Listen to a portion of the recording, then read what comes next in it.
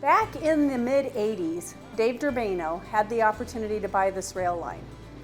He thought this would be a great small freight service, and he was happy to purchase it.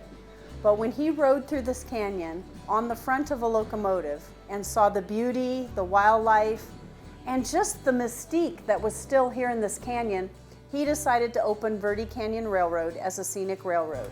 So on November 22nd, 1990, the first train rolled out of here with 3 train cars and about 200 people to see this canyon. So we are currently on the Clarkdale car.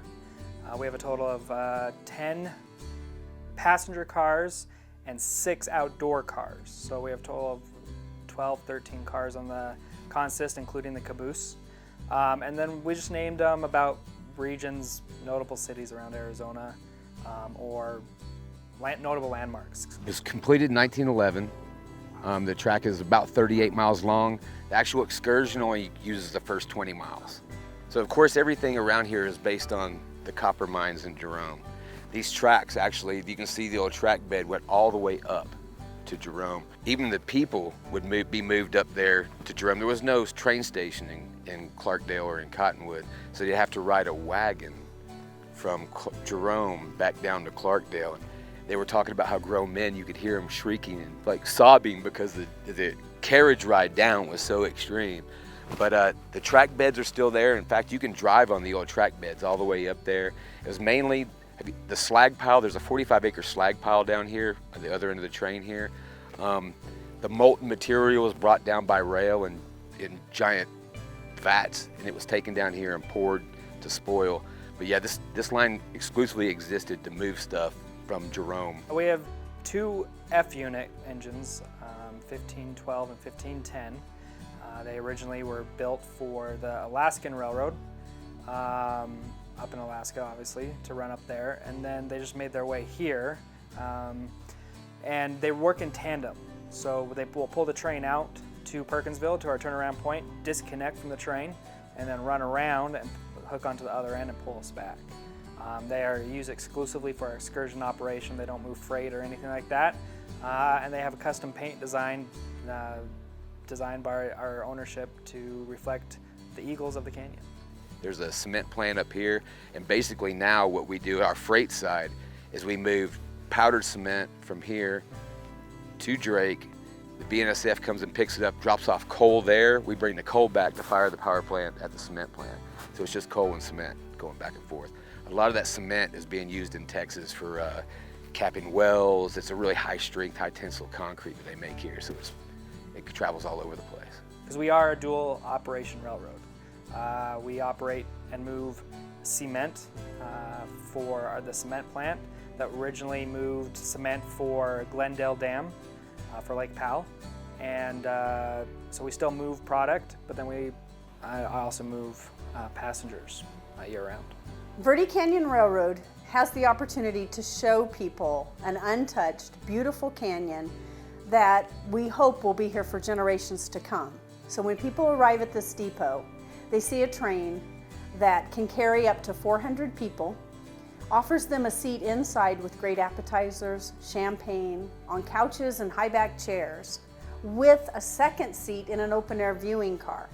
And when those people roll out of the depot, generally at 1 o'clock in the afternoon, they're on a 3.5-hour journey, 21 miles up into the red rocks of this canyon.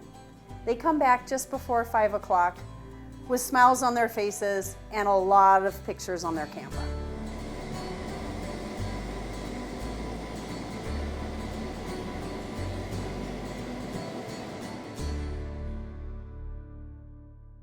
I'm basically in charge of all the track maintenance, bridge maintenance, new track construction, and new bridge construction.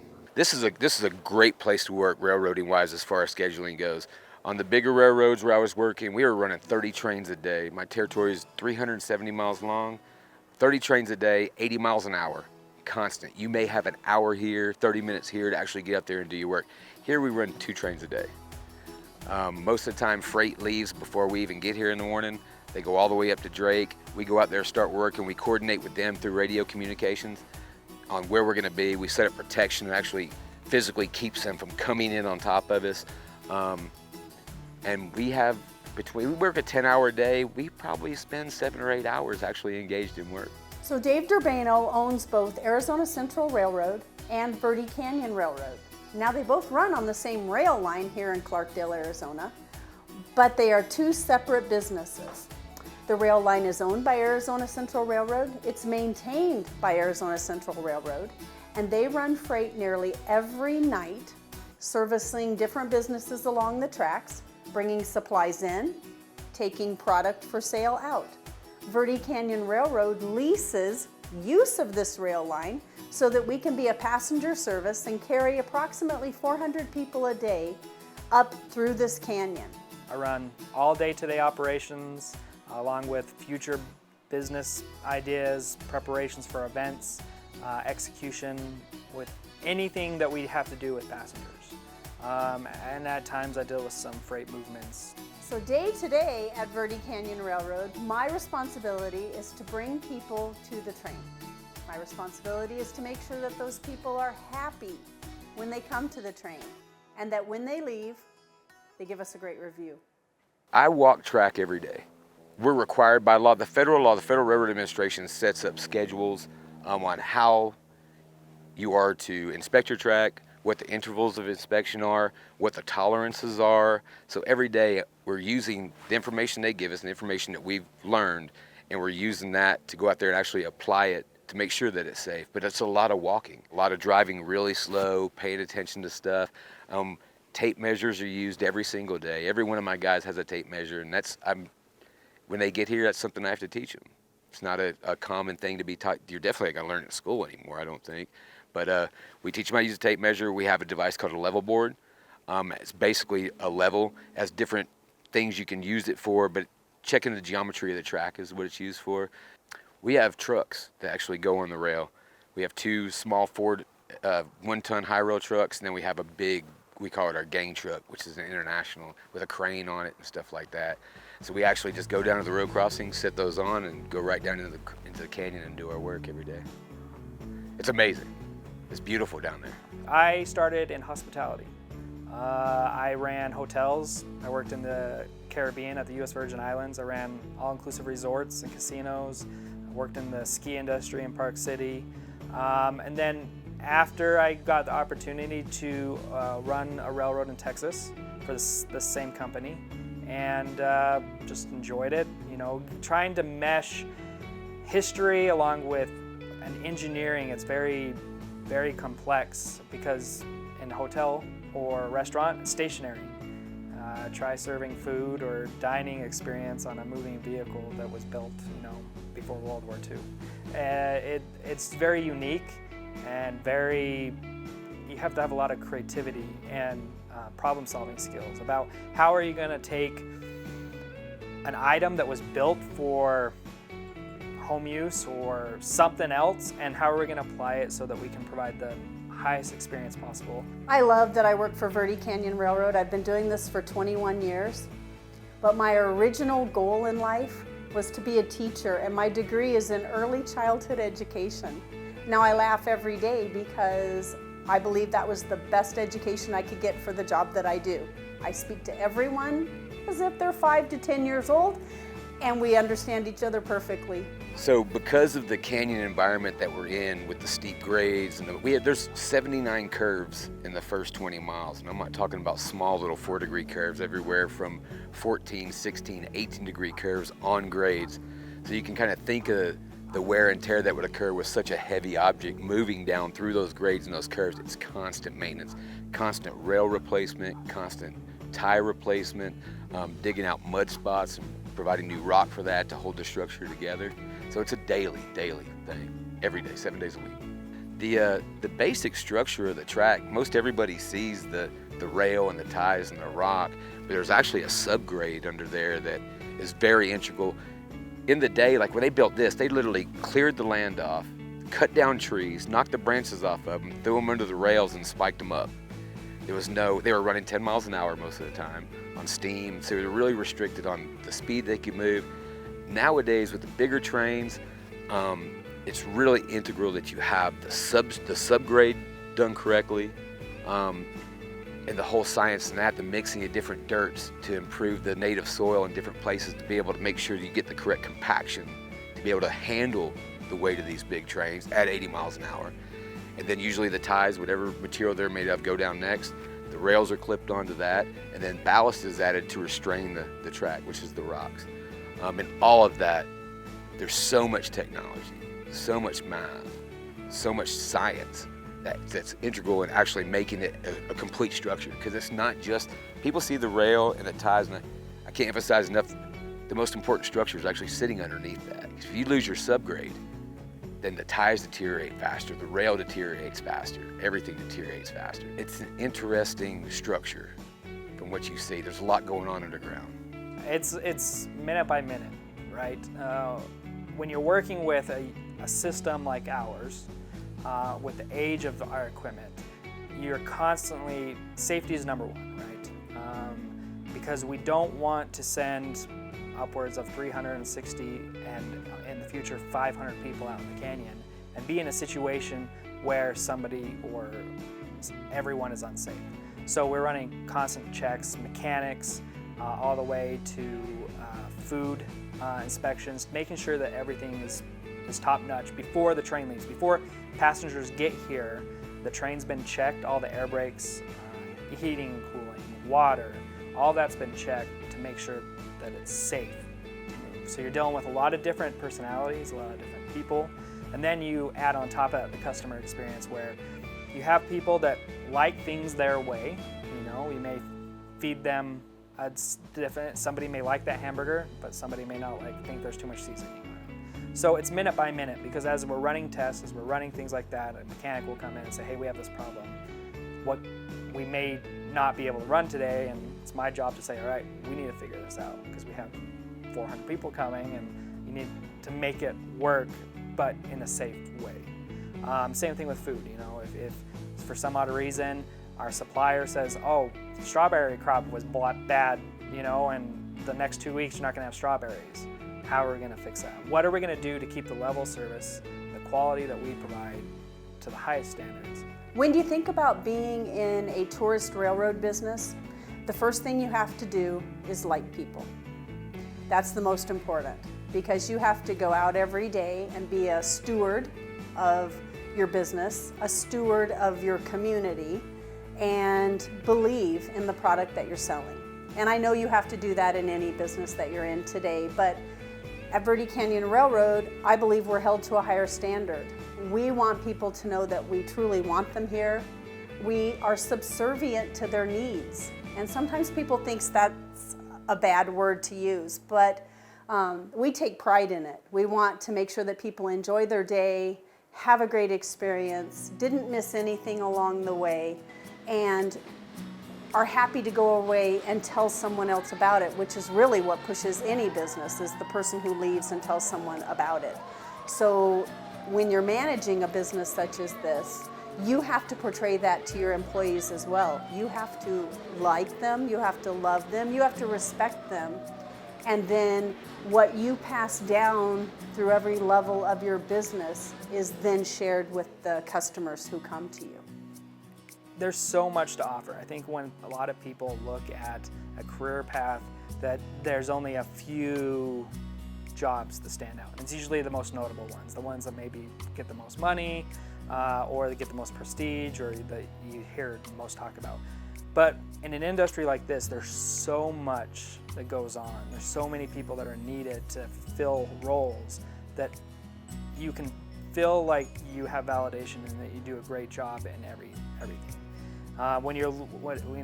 We're at great need for mechanics. As of everywhere right now, welders, mechanics, electricians, plumbers, because on the train we have 14 bathrooms. We have 36 air conditioners. We have sinks and fridges, and we need people to do all that stuff. So if somebody feels mechanically inclined, they don't think I have to go get an engineering degree and become a software engineer or work on NASA. You can make great money by just going to your local community college and saying, hey, I'm going to sign up for this course, get some knowledge, and as long as you know how to problem solve, go in that direction. More on the hospitality side is dabble your foot in everything. to get up into upper management, you need to have a great understanding of how a bar works and how par stocking and first in and first out works, how to deal with customer service and dealing with all those different people before you can become, just because you have a degree. A lot of things in hospitality is hands-on, learning in the moment. You can't learn that in a book, even though you may read a hospitality book and you may be sitting there with a professor and talking to you about it. It doesn't start to really click, and you really don't get it down unless you're in that moment when somebody's yelling at you because they wanted their steak medium rare and you cooked it well done, right? So it's a tandem of getting the education, of learning from the professionals, from whatever, and then also applying it as a bartender, server, getting in as a cook. And I'm not saying you have to do all of them, but being in the realm where you understand the lingo, the vocabulary, troubleshooting, problem solving, I think is the biggest thing. You know, everyone in school or high school, elementary is thinking, I'm never going to use trigonometry or geometry. And I would argue that you do use it more than you think, but it teaches you to problem solve. It teaches you to, all right, how am I going to solve this? Because there's not a manual to hit problem solve. All right, I have a broken brake line, I have 300 passengers, and they're kind of getting cranky, and I need to get them safe. How am I going to do that? And the only way to do that is how are you going to apply the training you've had in the past? For me, I originally started out as a mechanical and electrical engineer. I went to school, started my bachelor's as that, and then realized it wasn't for me. So I switched, got my bachelor's in hospitality, executive management, then went on to get an MBA, and then I worked myself up. You know, I worked in hotels as front desk. I worked in the catering companies, maintenance guy. I worked my way up. I worked in the food and beverage industry all the way up. You know, I did my time to get where I'm at, and everything along that pathway has led me to being able to apply every minute of how I'm going to solve problems, because that's all you do. It's how I'm going to solve a problem today, or right now, or how am I going to make this experience and turn it around so everyone's happy when they leave.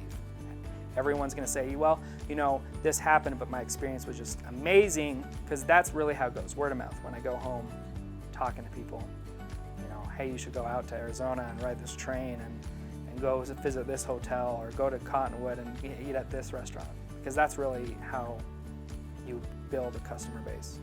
If you think about our growth and our stability in this valley, since 1990, when we had just 5 rail cars, we are now a 1/4 mile long in size, and we can carry over 400 people a day on our train.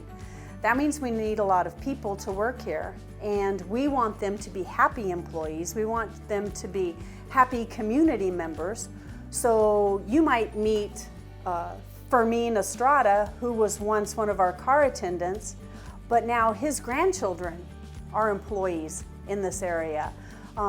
People stay here because of good jobs, because of available housing, and we want to be part of that growth. We want to be part of what keeps people in this community and makes a community base for future businesses, future growth, good education for our children, and we participate in all of those opportunities when they come to us. So the path I came right out of the United States Coast Guard into railroading. I literally saw an ad in the newspaper and applied for it. There's the class with the big railroads are always hiring. You know, there's, I think, Union Pacific probably has close to 50,000 employees, you know, I mean, that just work in the engineering departments, in the track departments. It's anybody that's interested in trains. A lot of young people are interested in trains. Basic classes as far as just mathematics class, geometry is huge in railroading, but learning how to read tape measures, you know what I mean, it's as simple as that. Any kind of construction. But as far as like the college side of it goes, there's always a lot of the big railroads now are using the engineering intern system, to where you'll come straight out of college with a math or some kind of science degree. They actually put you to work with the laborers first, then with the foreman, then with the train guys, and it's a 1.5 year long process. And then they figure out what craft you'd be the best in, and that's what they put you in. But any discipline, you could apply any discipline, any college degree, that has any kind of STEM background to railroading. And the railroads love that. I mean, there's tons of, I've worked for guys that came straight out of college that were probably some of the best engineers I ever worked around my entire life. They were brilliant, and they worked so well with the guys on the ground, because there's still this is a really great time to be in this industry, because a lot of the older technology is meeting the newer technology, and it's coming together, and it's allowing people like me that are 50 years old, have been doing this for 20 years, to really learn a more technical and engineering side, and just the whole planning, building tracks on computers, seeing how all that works. But they need guys from the field too to tell them, hey, you can't put a 10-degree curve in 75 feet of rail. The computer says it works, but when you get it on the track, it's not going to work. So it's an exciting time in the rail industry for sure, and it's wide open. There's a huge amount of training that goes into it, and then also on the railroad side, there's a lot of paperwork and applications, because you're connected with the Federal Railroad Administration, which is FRA. So if you work with them, you get railroad retirement. It becomes very complicated, and then you have to have specific training to do that takes months. So like to have an intern that only does the summer, by the time they would get done with their internship, they'd be done with training, and then they could actually start applying what they learned. On the other side, we have had people come and say, hey, I want to intern this. And it's like, why do you want to intern? We'll just give you a job. So I've had people come to me and say, hey, I want an internship. I'm like, that's great. I'll give you a job, and we'll call it an internship. And that way they get paid more than if they were to go somewhere else. I'm always looking for people that want to learn and grow. I love everything about it. Working for Verde Canyon Railroad has been a blessing for me. 21 years ago, when I accepted this job, I actually worked for another scenic railroad before that. And so I have 30 years experience selling railroads. I'm not sure I could sell anything else today because I believe in it so much. There's a lot of good things about it. You get to see people with smiles on their faces every day. You get to see kids who are wearing their little engineer's caps and have their whistle, and they're so ready to get on board the train. And you ask them, have you ever been on a train before? And they're like, no, but this is gonna be great. And then there are downsides when you have employees who you really want them to succeed in the role that they're in, but maybe they need more training. Maybe they need help along the way. And you want to find it. You never want to lose a good person. Always a good person can become a great employee if they have the right incentives and they have the right backing and trust given to them. And at Verde Canyon Railroad, I feel like we're very fortunate to have found so many of those people. We have over 70 employees who work just for the Scenic Railroad. And so that's a big family. From laborers all the way up to now, it's so technologically advanced on the big freight railroads with a positive train control, PTC. It's used to stop accidents. Basically what it is we went through and we used LiDAR. Are you familiar with LiDAR?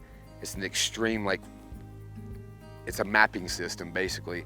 It uses thousands of points of light to build maps.